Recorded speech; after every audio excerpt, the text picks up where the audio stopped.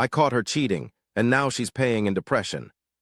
My fiancée and I had been together since our early 20s. She was my first love, the woman I planned to buy a future with. We were in a slump, sure, but I was committed. Looking back, the signs of her affair were there, but my love was blind, until the day my eyes were forced open. I came home early from work, around lunchtime, intending to surprise her on her day off. The front door wasn't fully shut. Inside, the house was too quiet, except for a rhythmic, wet sound echoing from the hallway. I saw a pair of shoes I didn't recognize kicked off by the stairs. My heart hammered with a sickening dread. The bedroom door was ajar, and I stood in the doorway for a beat that felt like an hour. I saw her exactly as I had seen her 1,000 times, but this time the rhythmic sweat on her back was caused by a stranger. She was on all fours, her vacant eyes were fixed on the wall. I let the image, the grunt of the man, the sheer vulgarity of the betrayal, burn into my memory.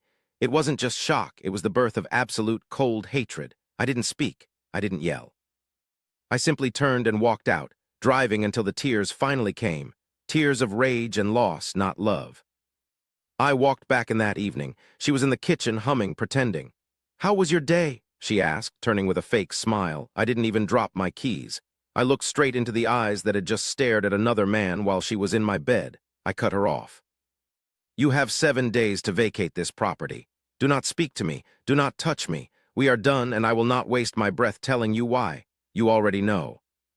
When she started to cry, it was ice cold. "Those tears are for your consequences, not for me," I said, walking out the door to stay at my friend's place. The house was in my name, the eviction was swift and silent. I blocked her on everything.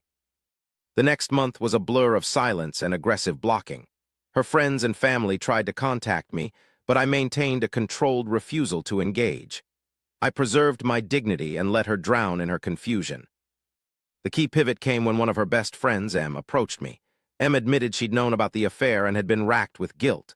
Em didn't just come to me with conflict, but with evidence, framing my ex's entire relationship as a lie.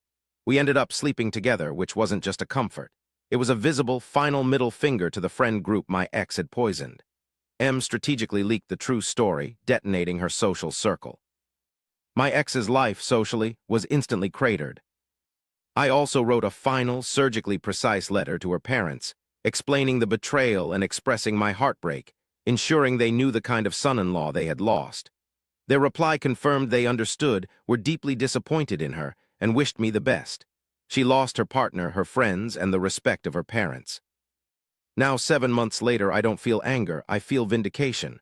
I heard last week,